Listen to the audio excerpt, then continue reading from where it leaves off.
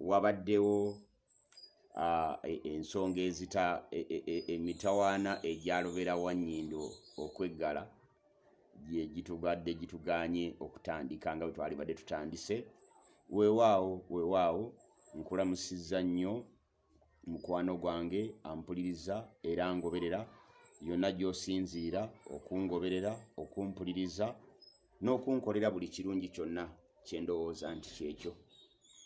Olwaleero nkeereyeemu ntute eddakiika kumpi 7 mulamba nga sinnaba kutandika, naye mbadde n'obuzibuzibu mu tekinologi ate nga mutabani wange atera okunnyambako ku nsonga zino.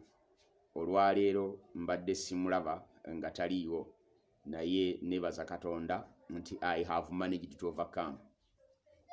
Nkwebaza nnyo gwe angoberera entakera n'olutakya. Nkwebaza nnyo gwe ansakirira buli kadde, gw'onsobozesa okukola bino byenkola olwaleero. Naalibadde sisobola kubikola singa tobadde ggwe. Nkusabira mikisa gyokka. Nsaba Mukama Katonda akuwa ekyo ky'osinga okwetaaga, akuwa ekyo ky'osinga okwettanira. Kinsonga enkulu ennyo olwaleero. N'olwekyo ebintu bye tuteekwa okukolako olwaleero bingi, naye tugenda kubitunuulira tulabe kiki ekisoboka n'ekyo ekitasoboka. Kale mu mbeera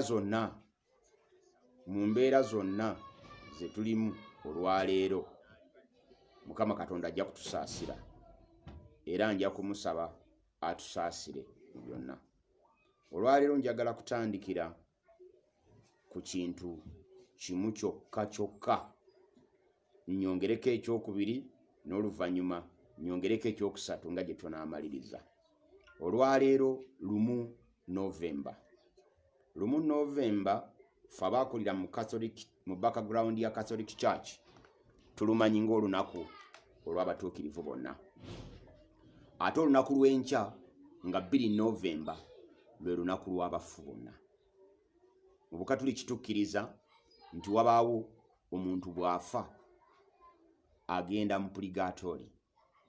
Kati olunaku lw'enkya tuba tusabira abafu bonna, emyoyo gyonna egyakola ki? Egy'abantu baffe abaatufaako. Njagala kuwaayo olunaku lwa leero nange okujjukira mikwano gyange, baganda bange ne bannyinaze abanfaako, naddala kitange omugenzi Henry Bulwadda Mawanda Sewandagi eyattibwa ng'ennaku z'omwezi 17 March 1981 ng'alina emyaka 38 gyokka egy'obukulu.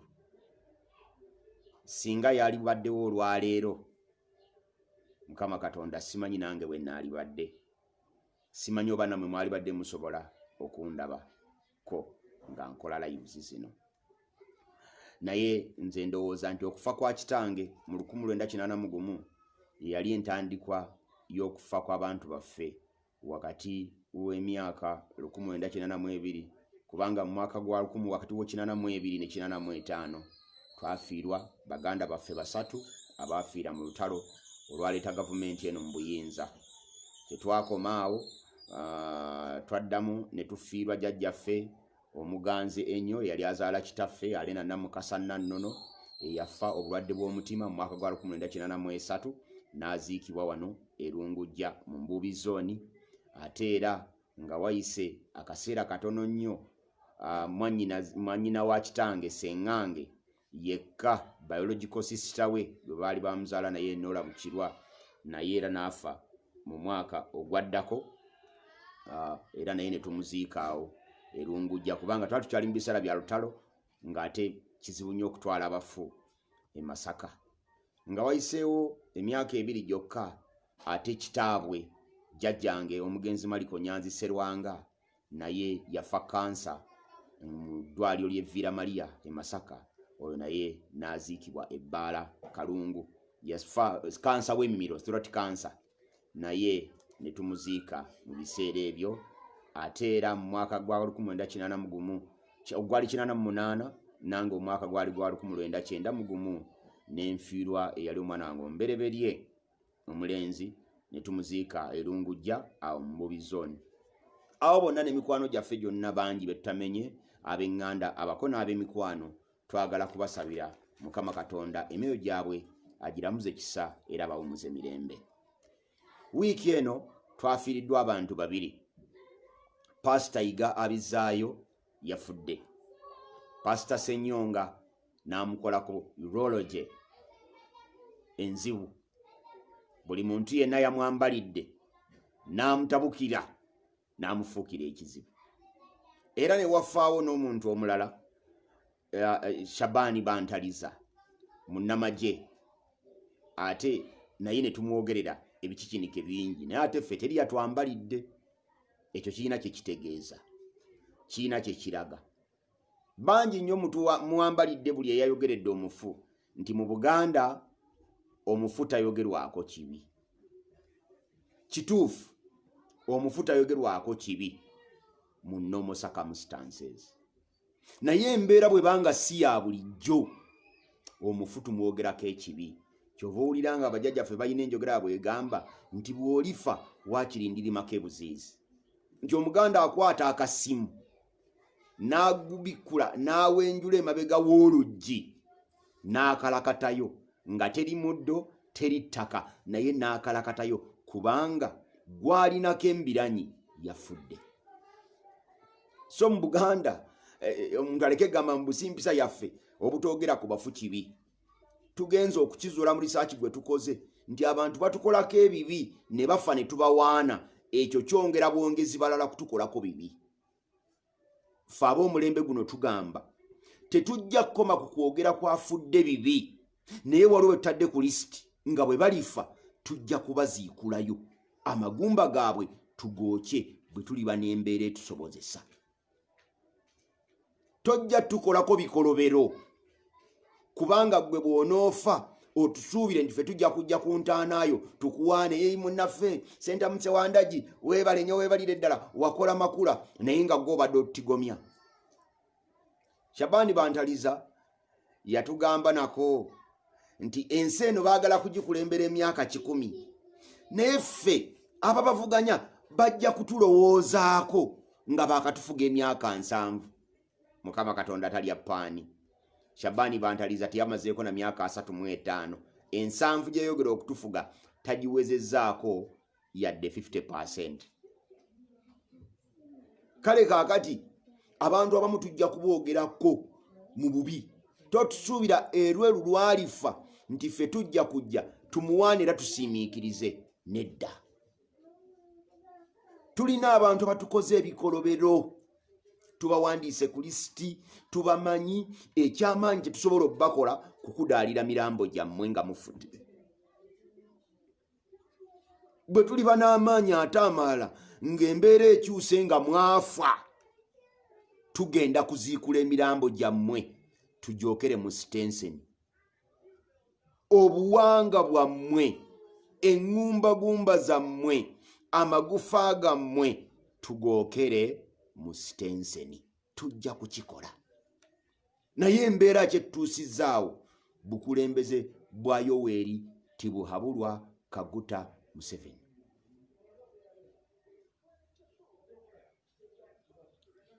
Wiiki eno ndozo ndabye olwaleero nange ntandise okussaamu bbulu kubanga Tuesday tugenda kugiyita Blue Tuesday. Waliwo abagenda ogiyita Green Tuesday, waliwo n'abagenda ogiyita Yellow Tuesday, manya Red Tuesday. Naye waffe nze ng'omusajja wa FDC wadde ng'ate njagala nnyo candidate eyali badde muto wange abeerenga president naye ku lunaku luli tujja kuba mu blue kubanga ndi candidate wa FDC. Wiiki eno tugenda mu nominations. Olunaku lwajjo nabadde ku radio emu ekiro eya Mwami Mugga ku show gye bayita Mugga Show. Nimbuulira abantu Mwami Museveni bwe tubaako n'ekintu eky'omugaso ennyo kye tugenda okukola ateekawo ekituwugula. Nga tugenda mu nominations, police etaddeko amateeka agatali mu ebiragiro ebitali mu mateeka, unlawful orders. mu kifo ky'okubeera nga ffenna twefunyiriridde okulwanyisa ebyo Mwami Museveni n'ateekawo Ronald Mayinja n'atudivertinga. For the last 2 days social media yonna edominatinzigiddwa ebivumo nga byolekezebwa Mayinja. Mayinja is a nobody. Mayinja nabwe yayimba oluyimba yaluyimbidde Museveni. Mwami Museveni ku bimbi ensinga omumanyaako mu system ye gy'akozesa bakiyita malice and sabotage. Mu system ye ya malice and sabotage akuba enziro kibayita akasa mu DP bakayitanga chemical ate ekyokubiri ajja okukutaataaganya n'asindika abasirikale ku kitebe ky'oggwe Nuupu ne batandika okwaza ne bajjayo obukofiira ne bajjayo simanye ebyambalo by'amagye ne bajjayo buli kimu naye ng'etteeka UPDF Act netteeka ly'ebibonerezo the Penal Code Act ne gazeti aba UPDF gwe bagazetingira ebyambalo byabwe eraga bulungi nnyo nti ekyambalo kiteekwa okubeerako distinct mark. Omuntu n'akwata enkofiira nga ya NUP ya red n'ajambala amagye ne gamukwata. Nyombi Tembo n'ayambala uniform namba eya UPDF ng'eriko ne bendera z'eggwanga naye nga si w'amagye. N'akuba ebifaananyi era ne biragulwa ne birambikibwa bulungi nnyo. Buli muntu yenna n'abitunulira n'abiraba. Ekyo kye kimu ku bulabe obutwolekedde. Ekyo kye kimu ku bulabe bwe tuteekwa okwetegereza. Bino byonna bitukolwako kubanga buli omu ali bubwe. Bwe bagenda ku NUP nga tugamba ebyo bya Bobi Wine ng'abeefuddisi tuyitawo. Bwe bajja kwefuddise najja nankumbi ng'abe-NUP bagamba nti oyo Amuriati bakube nga bali bayitawo. Eyo ye disadvantage y'obuteegatta. Olwaliro ntadde omutwe gwangu gamba nti Uganda decides 2021 ye hashtag mwenjogerera. Okulonda kwa 2021 tuleke kutunuulira ng'okulonda obulonzi. Nkedde ku makya n'ensharinga post yawandiikiddwa Abe Kibirige Ssemuwemba. Bangi bwe babadde boogera Osman Sakibu nkulamusiza mukama wange ne muzzukulu wa Mukalo Spirito Sesanga n'abalala mwenna abangoberera.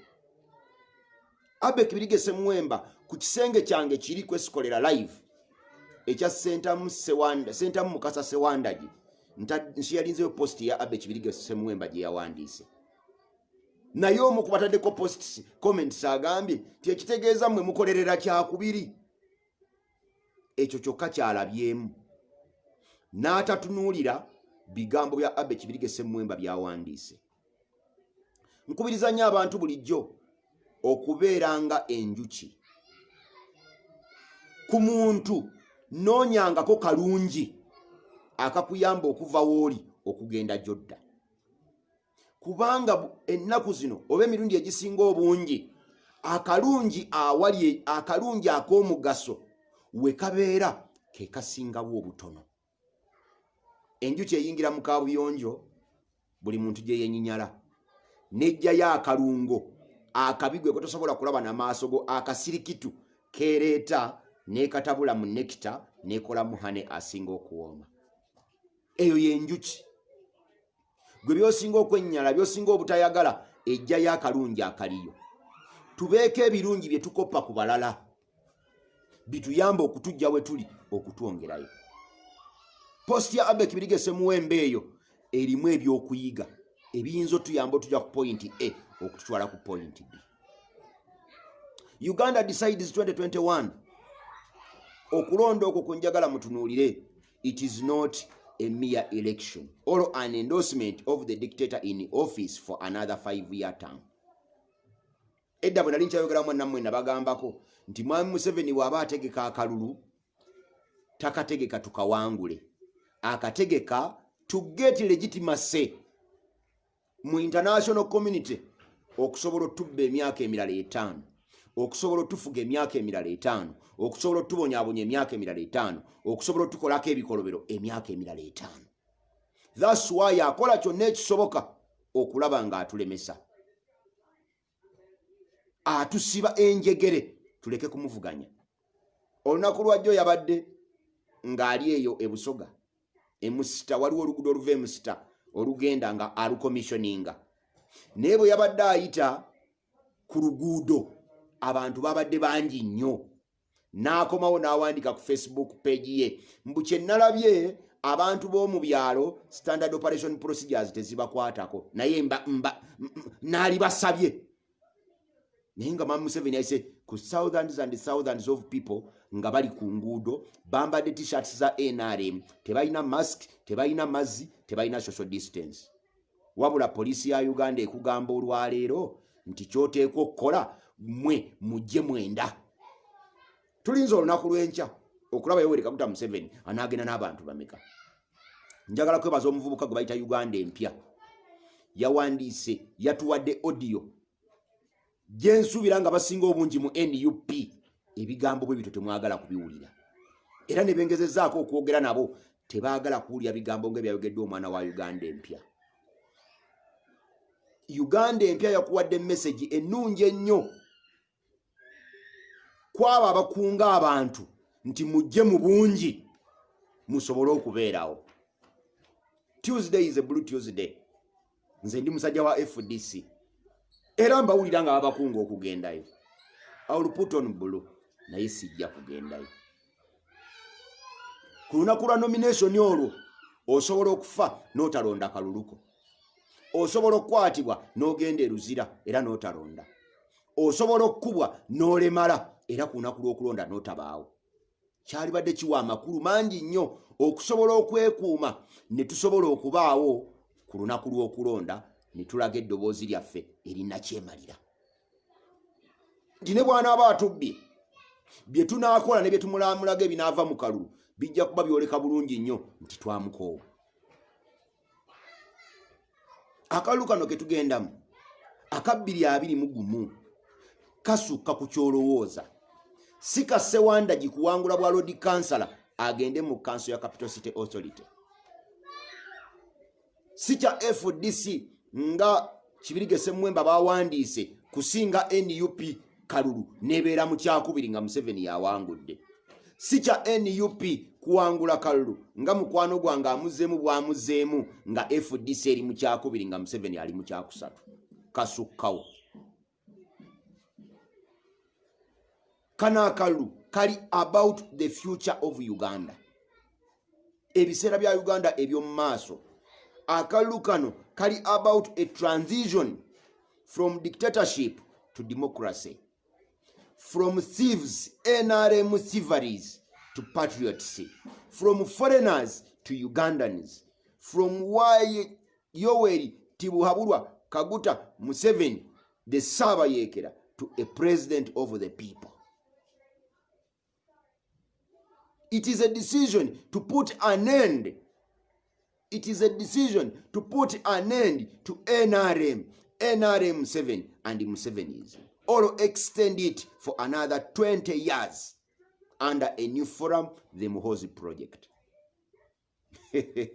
Olyajja kungamba nti ate lwaki ogamba nti tugenda ogambe to extend it to another 20 years. Byempandiika nga mbigoberere. Nawandise ku musajja Theodore Obiang Nguema Mbasogo. Uganda ne Equatorial Guinea, Mbasogo ne Museveni bayina bingi nnyo byebafaanaganya. Mbasogo yakafuga emyaka 41, Museveni yakafuga 34. Naye trend zezize zireta Mbasogo mu buyinza okuweza emyaka 41 nga nakati akyabakalakata ze trend zizezimu Museveni mwazza atambulira. Tulibeera likirifu abatandika omulwanyisa emyaka 2 emabega nti okulonda kuno okwa 2021 kugenda muwa okutambula okugenda mu maaso. As we transit from Yoweri Kaguta Museveni to another person, local government councils and parliament are going to play a pivotal role in coming up with the required legislations.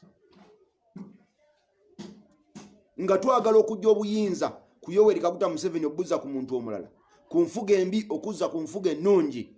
Local governments ze tugendamu ne parliament zigenda kukola kinene nnyo mu kusaawa amateeka aganajja Museveni mu buyinza okuleetawo omuntu omulala. Tuli nabagamba nti saagala kulaba Museveni ng'akulembera eggwanga lino nga yenkana Kamuzu Banda obukadde. Kiriba kitya nga Museveni atufuga emyaka 41 nga tugamba bwe tuti nti olwaleero gwe mwaka gwa Yoweri Kaguta Museveni ogwa 41 ng'abaikutelyo gino bagamba nti guno gwa mwaka gwa 42 ogwa Theodore Obiang Nguema. Ate nno nga Obiang Nguema okuweza omwaka ogwa 42 kojjaawe yali akafuga emyaka 10. Kitegeeza nti ba Obiang bakafuga Equatorial Guinea emyaka 51 guno gwa 52. Bagenda kutunenya nnyo ffe abaliwo olwaleero nga Yoweri Kaguta Museveni ba Museveni batufuga omwaka ogwa 52. Ffe tuli babusajja bukadde. Naye mmwe abali abato eno yessaawa mwebeereremu. Bobi Wine bw'agamba nti weebeereremu sooka onoonye nnyo. Kiki kyategeeza bw'agamba nti weebeereremu? Bobi Wine bw'agamba yatandika agamba nti olutalo nga luwedde ne mbagamba luliba lutalo kyolwo. Bobi Wine lwagamba oluteekwa okuggwa tusobole okwambala engoye. Noonya olutalo olwo omanye lutalo kyoluteekwa okuggwa twambale engoye. Bw'omala okumanya olutalo luteekwa okuggwa twambale engule then ddamu obuuze bw'agamba nti twebeereremu ategeeza ki?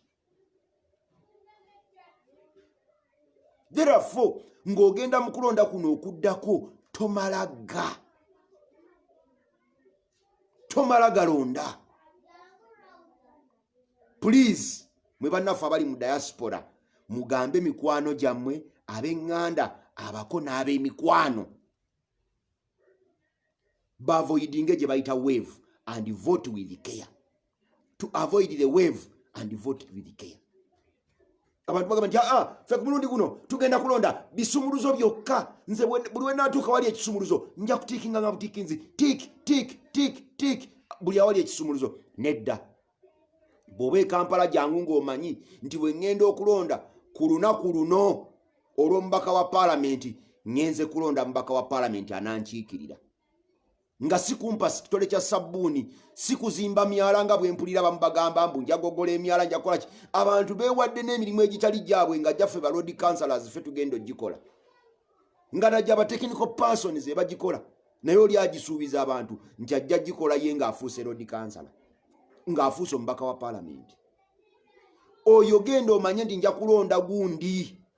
Togenda kulonda kibiina, togenda kulonda kisumuluzo, togenda kulonda ambuleera, togenda kulonda baasi. Genda ng'olonzo ogenze kulonda mubaka nti abantu batunuulire lwa busobozi bwabwe. Emisege mingi nnyo this season ejambadde amaliba g'endiga. Nayogerawo ne ŋŋamba nti abantu bangi bajja mu NUP ne bakwata fulaga ya NUP naye nga tebaagala Kyagulanyi. Yensonga lwaki omuntu bwakulaba ng'oyambadde FDC n'oyogera ku Kyagulanyi agamba nti FDC toteekwa kwagula Kyagulanyi. Beeba abantu abadidde struggle ne bagifunza ne bagizza ku kantu akatono ennyo ke bayita NUP. Nakyogedde ne ku radio ya Mugajjo. Okunafuya struggle n'ogizza ku NUP etannaweza myezi 4 mu lutalo lwe tulimu oba mukyamu. Twatandika okulwana ne Yoweri Kaguta Museveni mu 2000 nze nga tulwanyisa referendum gye bata referendum 2000. Ne tujja nga tuli bavubuka bato manya abasinga mwe mulowooza nti ffe tukuze tetwaliko batonga mmwe. Ne tujja mu 2004 nga tulwanyisa kye baayita life presidency eya Yoweri Kaguta Museveni. Olwo baali bagenda mu amendment ejjawo ebisanja bya president term of office ne tukola popular resistance. Tetwatandikira awo twajja mu 93 nga tuli mu CA nga nwanyisa ekyaba Nalwanda okubeera erimu ku mawanga aga Uganda. Omugezi Nyakirima n'agamba nti mundetire omutwe gw'akaana ako nenziruka ne neekweka gye neekweka siriba buulira kubanga nyinza okubanga olunaku olumu ndyetaaga okuddamu neekwekeyo.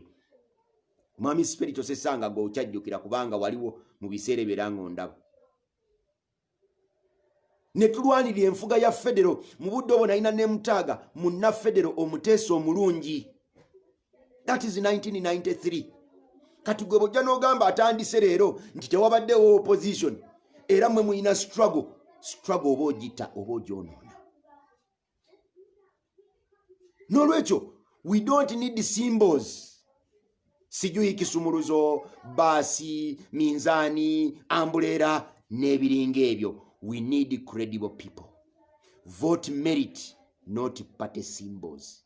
For there are many opportunists. Emisege mumaliba gendiga. Many of such people don't have Bob Wine at heart. They don't have the struggle at heart. Balowooza mu bifo. Oliagamba nti nze bwe nfuna obwalodi kansala mba maze.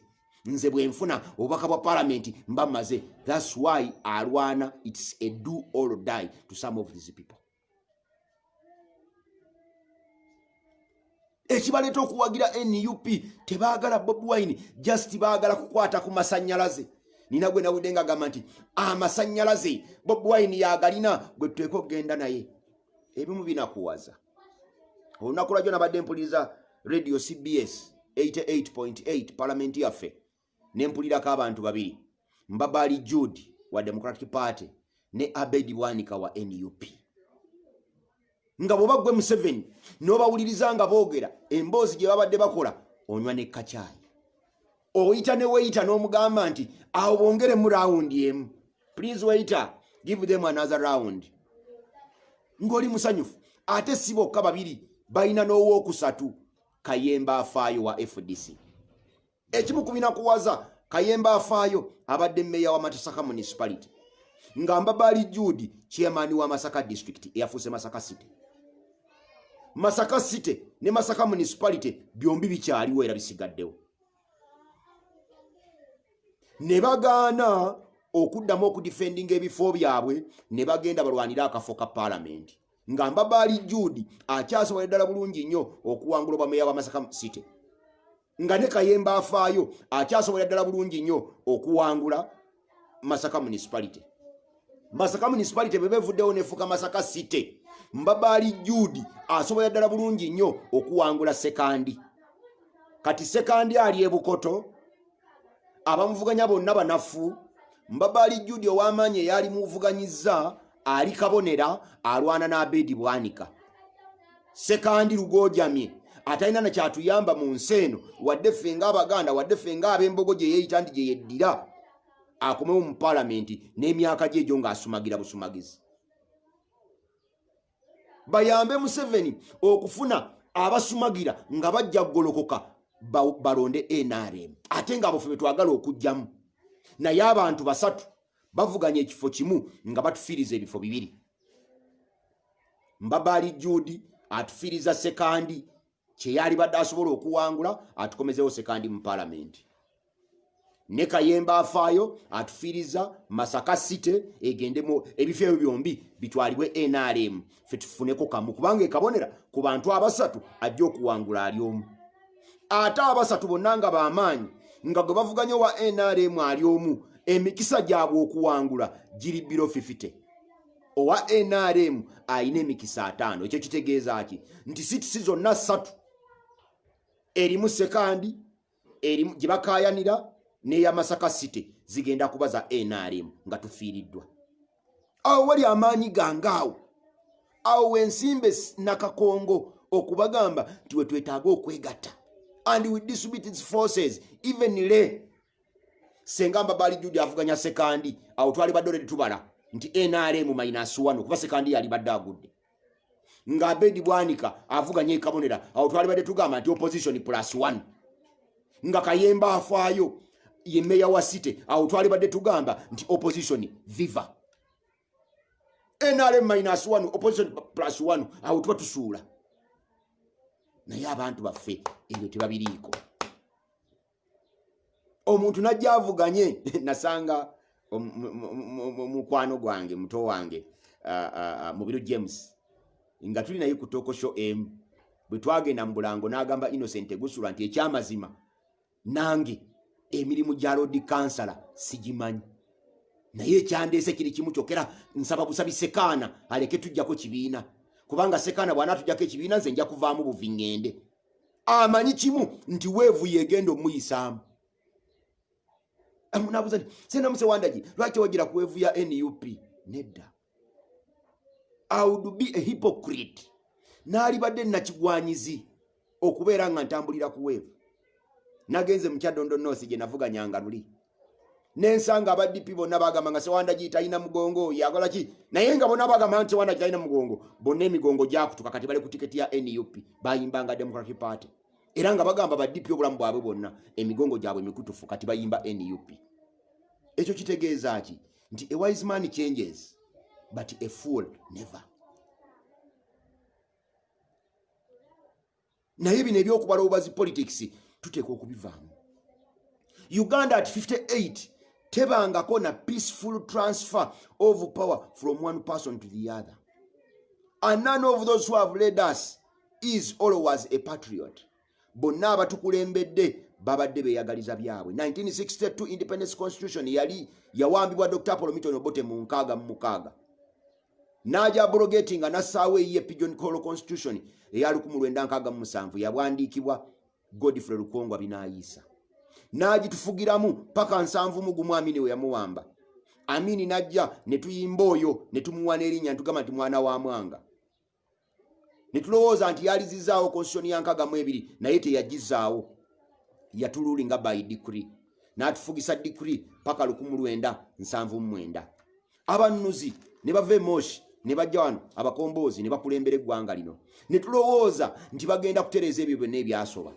nabo tebaakola bakomyawo bukomya constitution y'Obote eya 67 ne batufugira omwo ne Museveni bwajja mu 86 naye kye yakola n'atufugira mu constitution yeyo n'agitufugiramu paka 94 kubanga yagiignitinga yagikoleeza ne giyeta legal notice number 1 ya 1996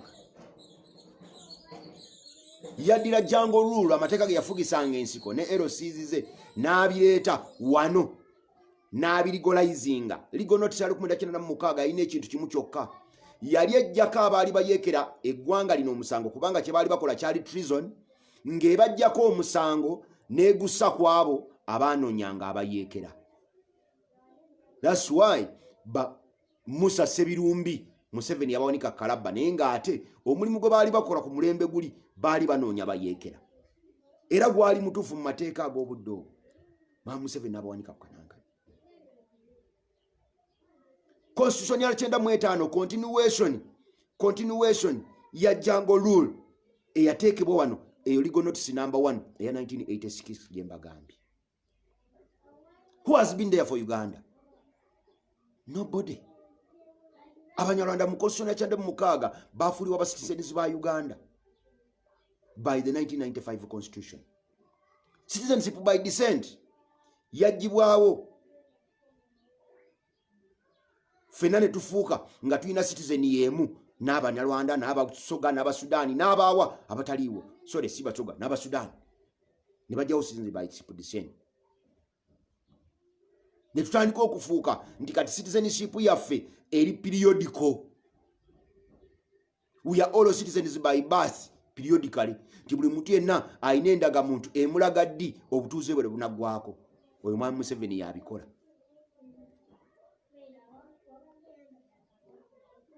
Kati naawe ne baddira ettaka mu Kato Corridor eva Nkole n'egenda paka Kalamoja. Ettaka lyonna ne balyegabira ne mayiro zaffe 9 ne bazitwaliramu. Era bw'olituukamu osobola okwogera olulimi lumu okuva Embaala ng'oyita mu Kato Corridor okuva Nkole ng'oyita mu Kato Corridor n'otuuka e Kalamoja nga wonna obuuza olulimi lumu agandi nga bakwanukula era nga bakuddamu. Sinagandi amahoro ne bakwanukula. Ekyo bannayuganda tebannaba kukiraba.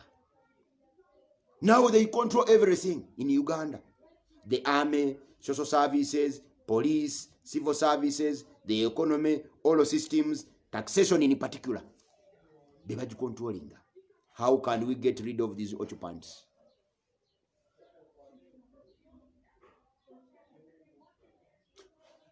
tuyine ekkubo limu lyokka, cease hostilities and unite for a better Uganda.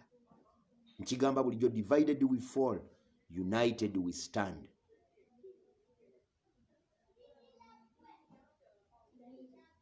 Tuteekwa okukomya okulwanagana ffenna nga bannayuganda. Bano abasajja abawamba ensi yaffe bagwira. Injustice bagikoze buli wamu. Ne bwogenda Mwankole, basitizenizi b'Omwankole baavu mponga byoya. N'abamu bali bubi nnyo n'okutusinga. Ne bwogenda Eggulu, ne bwogenda Teeso, ne bwogenda Kalamoja, ne bwogenda Luddawa. Tuteekwa okwegatta nga tetufudde kwani yaani. Jonna gwe nabadde njogera naye ku radio Mugga n'anyiiga nnyo mbu kubanga twayinventinga ekigambo kye bayita munnamawanga. Omuntu n'agiyita stigma, era kibi nnyo era kikyamu. Omuganda bw'agenda Embalala Mwankole aba munnamawanga Mwankole. Omuganda bw'agenda Mwakyoli aba munnamawanga Mwakyoli. Omuganda bw'agenda e Busoga aba munnamawanga mu Busoga. Ekyo kigambo tekivuma. Naye bannaffe bakitugisaawo kubanga bamanyi nti Abaganda bwe bajjamu ekyo okwerowoozaako ng'Abaganda, oba Abasoga okwerowoozaako ng'Abasoga, oba Abakyoli Abakyoli tebannasiriwala kutuuka ku level eyo. Ye omuyamba okuyitawo.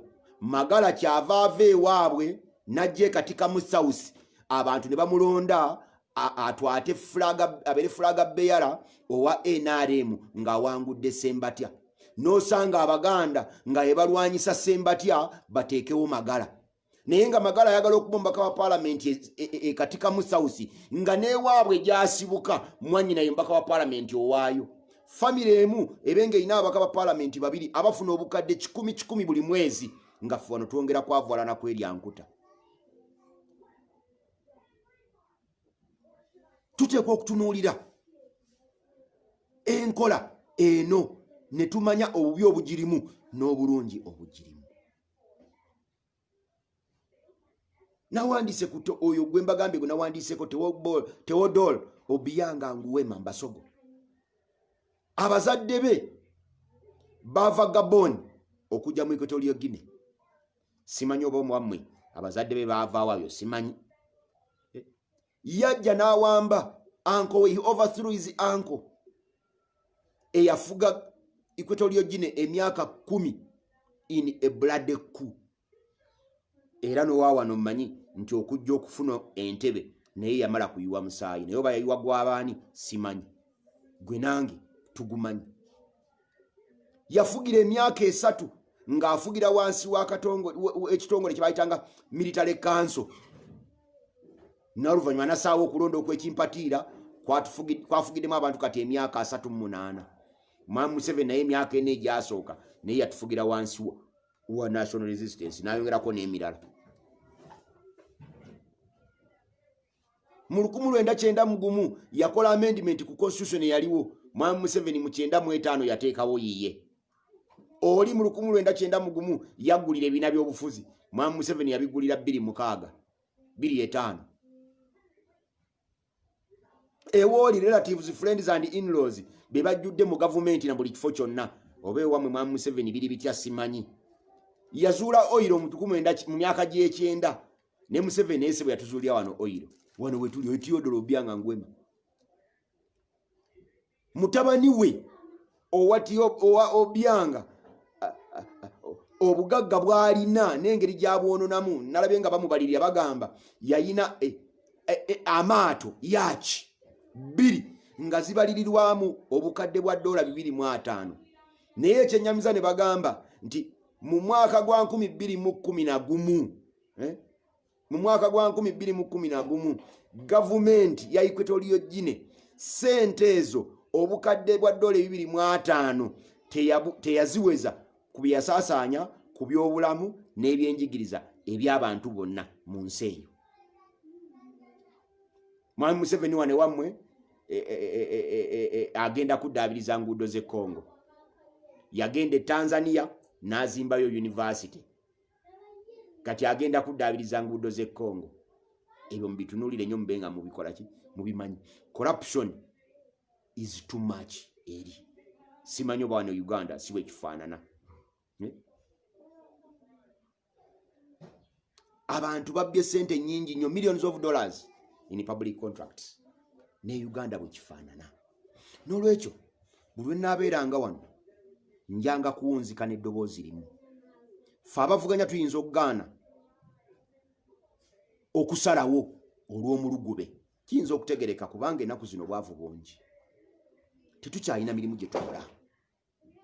Sentamu Sewandagi omusajja alina degree Bachelor of Business Administration nga namejalinga mu finance na diploma in education. I'm a grade 3 teacher. Nina certificates eziwerako mu local governance, local government courts na ki mwendi.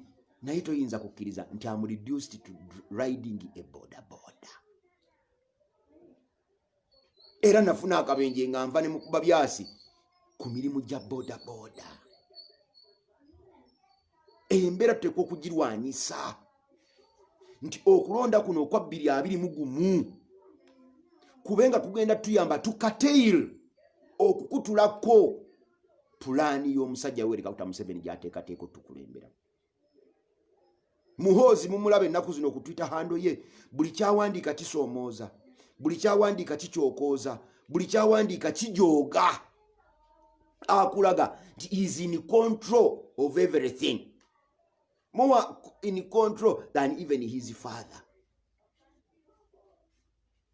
Jo yawandiise n'agamba mbu simanyi twayiyaawo ki project Muhoozi nga tulowooza kyekinatukola ki, naye ekyamazima project Muhoozi is a reality. Era eteeka ssente mu byonna. N'olwekyo tuve mu bintu bino ebiri diversionary, tuve mu bingi ebitwawula, tugende n'ebitono ebitugatta, kubanga ebitono ebitugatta bye bigenda otutuusa ku mulamwa. Gamba akulinaanye nti weewala ebingi ebibaawula ogende n'ebitono ebitugatta, kubanga bye birimu omulamwa gw'okwenunula kw'eggwanga lino. Okwegatta ge maanyi. Tusobola kukola coalition wadde ku Monday n'olwokubiri tugenda mu nominations, naye coalition zisobokera ddala bulungi nnyo. Patrick Oboy Amuriat n'akwata ekitundu kino ekyomu Eastern Region. Nobert Mao ne retired Colonel Dr. Kiza Besigye ne tubawa ekitundu ekyomu Northern Region, oba ne General Henry Tumukunde ne bakwata ekitundu ekya Northern Region. Bobi Wine n'abalala abamulina abamufaananga ye ne tukwata Central ne Busoga Region. Henry Tumukunde ne tumugatako era ne Kiza Besigye ne tumugatako ne General Mugisha Muntu ne tubawa ekitundu ekyomu Eastern. Ne tutandika okumegula ku bulwa buli 100% nga amaanyi gaffe gonna gakubimegulako 55%. Tutuke at the end of the day nga ffe abali eno ffe tuyina 5 nga Mwami Museveni ali eri yali below 45. Ekyo kituyamba ogenda mu Iran. Anaaba akutte ekyokubiri yenna, oba Patrick Oboy Amuriat, oba Bobi Wine, oba General Henry Tumukunde, ffenna ne tusimba emabega we. Yagalagaana eggwanga lino tujja kuba tulinunudde. Lubaga North 3 tuvuganya abantu 12 nga kuliko wa NRM omu, 11 ffenna tuli ba opposition. Njagala kulaajanira gwa mpuliriza era ndaba nkyali mu bwetaavu obwa campaign funds. Ntandika campaign ng'ennaku z'omwezi 9. Olwaleero tulina kusaba okwemmisa y'abafu baffe bonna wano wa taata wange Paulo Sentamu Erungujja. Naye ntandika campaign zange ennaku z'omwezi 9. Njagala ntandike ng'ennaku z'omwezi 9 nga ninamu posters ne obutundubaali obusobola okulaga. Nsaba gwe wenna omuzira kisaali eyo ng'olina obusobozi obunnyamba. Posters n'obutundubaali neetaaga $5 million. Nkwegayiridde namba yange y'essimu ogimanyi, nsonderaako. Kwata ekitono kyonna ky'osobola ompereze onyambeko okusobola okugenda mu lukiiko lwa Kampala Capital City Authority. Ebyobufuzi mu nsi yonna bizanyirwa mu kibuga ekikulu eky'eggwanga. Tugenda kuteekateeka 2021-2026 transition ya Yoweri Kaguta Museveni, transition ya NRM 7, transition ya Musevenism. Museveni tusobola omujjawo 2021 n'ebibiri bijja kuba bikyaliwo NRM 7 ne Musevenism. Tuteekwa tuuka 2026 ngebe tubijje mu ggwanga. Neetaaga billboards ennene nga zendabye omukulu Erias Lukwago Road Mayor zalina mu kibuga Kampala 3, emu ng'eri Neekulabye, endala ng'eri Lungujja, endala ng'eri Wabbakuli. Billboards ezo neetaaga $4.5 million. Buli emu. Susan Ben oyinza okuba nga olina obusobozi obumpa billboard emu n'etula Naakulabye $4.5 million. Essimu yange okugenda sente 0702 43 88 52 0702 43 88 52. Nine ennaku ezitakyasukka 5 okubanga maze okuteeka ebipande mu constituency yonna. Ntandika okunoonya akalungu ennaku z'omwezi 9 ng'abantu balabula bikusenda mu Sewanda Giani naye ng'ebipande byamaze dda okubona.